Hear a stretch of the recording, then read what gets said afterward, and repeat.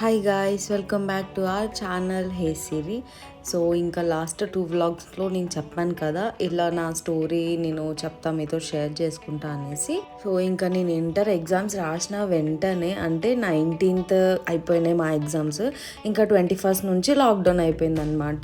ఇంకా లాక్డౌన్ వల్ల NEET exam కానీ, ఇంకా కొన్ని ఎంట్రన్స్ ఎగ్జామ్ కానీ చాలా పోస్ట్పోన్ అయిపోయినాయి కదా. సో అది అందరికీ తెలిసిందే. ఇంకా నేను నీట్లో క్వాలిఫై కాలేదు.